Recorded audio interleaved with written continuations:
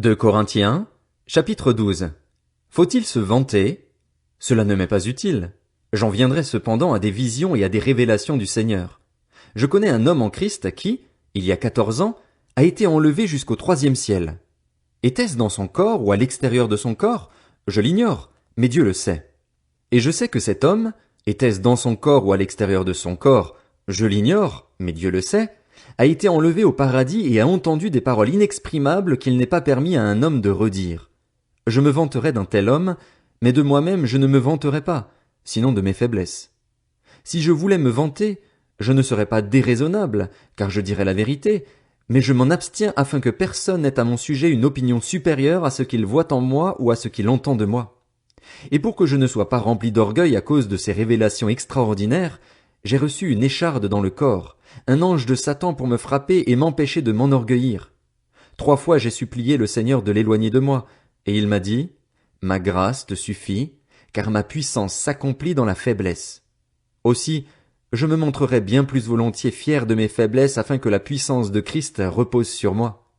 C'est pourquoi je me plais dans les faiblesses, dans les insultes, dans les détresses, dans les persécutions, dans les angoisses pour Christ, car quand je suis faible, c'est alors que je suis fort. J'ai été fou en me vantant ainsi, mais vous m'y avez contraint. C'est par vous que j'aurais dû être recommandé, car je n'ai en rien été inférieur à ces super apôtres, bien que je ne sois rien. Les marques de mon ministère d'apôtre ont été produites au milieu de vous par une persévérance à toute épreuve, par des signes, des prodiges et des miracles. En quoi avez-vous été moins bien traité que les autres églises, sinon en ce que je n'ai pas été à votre charge? Pardonnez-moi cette injustice. Voici que pour la 3e fois je suis prêt à aller chez vous, et je ne serai pas à votre charge, car ce ne sont pas vos biens que je recherche, c'est vous-même. En effet, ce n'est pas aux enfants de faire des réserves pour leurs parents, mais aux parents pour leurs enfants. Quant à moi, je ferai très volontiers des dépenses et je me dépenserai moi-même pour vous, même si plus je vous aime, moins je suis aimé de vous. Soit, je n'ai pas été à votre charge, mais, fourbe comme je suis, je vous aurais pris par ruse. Vous ai-je exploité par l'un de ceux que je vous ai envoyés? J'ai encouragé Tite à aller chez vous et avec lui j'ai envoyé le frère. Est-ce que Tite a exigé quelque chose de vous? N'avons-nous pas marché dans le même esprit, sur les mêmes traces? Vous vous imaginez depuis longtemps que nous cherchons à nous justifier devant vous. C'est devant Dieu, en Christ, que nous parlons, et tout cela, bien-aimés, pour votre édification. J'ai peur, en effet, qu'à mon arrivée je ne vous trouve pas tel que je le voudrais et que vous ne me trouviez pas tel que vous le voudriez. J'ai peur de trouver des querelles, de la jalousie, de la colère, des rivalités, des médisances, des calomnies, de l'orgueil, des troubles. J'ai peur qu'à mon arrivée mon Dieu ne m'humilie de nouveau à votre sujet et que je n'aie à pleurer sur plusieurs de ceux qui ont péché précédemment et qui ne se sont pas détournés de l'impureté, l'immoralité sexuelle et la débauche auxquelles ils se sont livrés. 2 Corinthiens, chapitre 13. Je vais venir chez vous pour la 3e fois. Toute affaire se réglera sur la déclaration de 2 ou de 3 témoins. Je l'ai déjà dit et je le répète, comme je l'ai fait lors de ma 2e visite, et aujourd'hui que je suis absent, je l'écris encore à ceux qui ont péché précédemment et à tous les autres. Si je reviens chez vous, je ne ménagerai personne, puisque vous cherchez une preuve que Christ parle en moi. En effet, lui n'est pas faible envers vous, mais il est puissant parmi vous. Oui, Christ a été crucifié à cause de sa faiblesse, mais il vit par la puissance de Dieu. Nous aussi, nous sommes faibles en lui, mais nous vivrons avec lui par la puissance de Dieu pour agir envers vous. Examinez-vous vous-même pour savoir si vous êtes dans la foi. Mettez-vous vous-même à l'épreuve. Ne reconnaissez-vous pas que Jésus-Christ est en vous?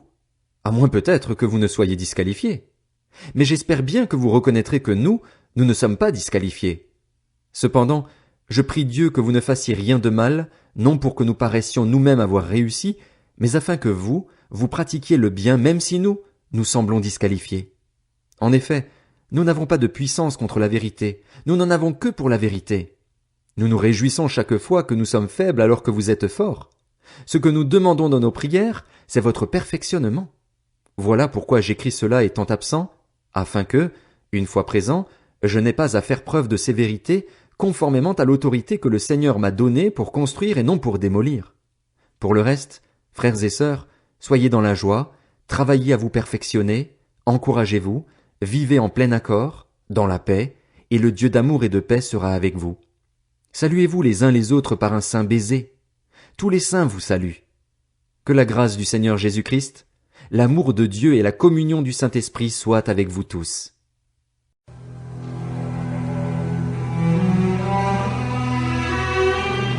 Voici la lecture de la Bible.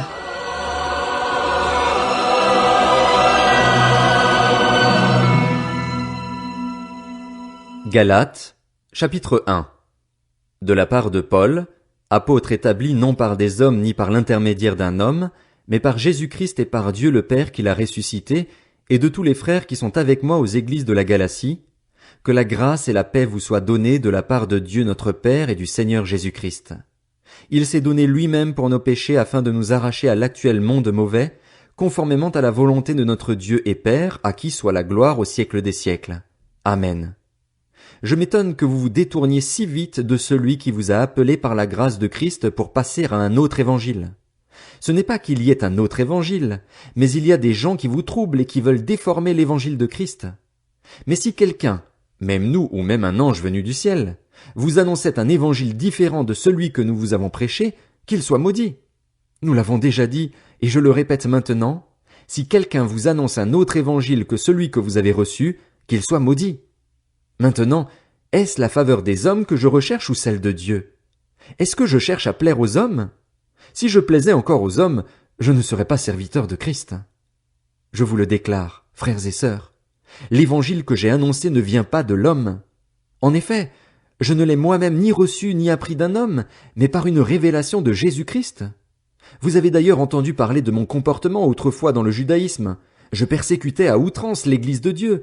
Je cherchais à la détruire et j'étais plus avancé dans le judaïsme que beaucoup de ceux de mon âge parmi mon peuple, car j'étais animé d'un zèle excessif pour les traditions de mes ancêtres. Mais Dieu m'avait mis à part dès le ventre de ma mère et m'a appelé par sa grâce.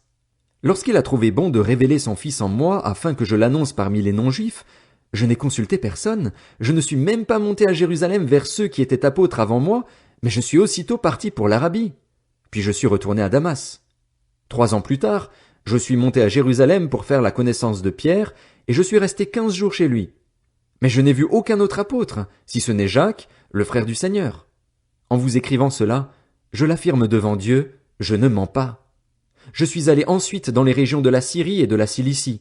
Or, mon visage était inconnu des églises de Judée qui sont en Christ. Elles avaient seulement entendu dire « Celui qui nous persécutait auparavant annonce maintenant la foi qu'il s'efforçait alors de détruire, et elles rendaient gloire à Dieu à cause de moi. »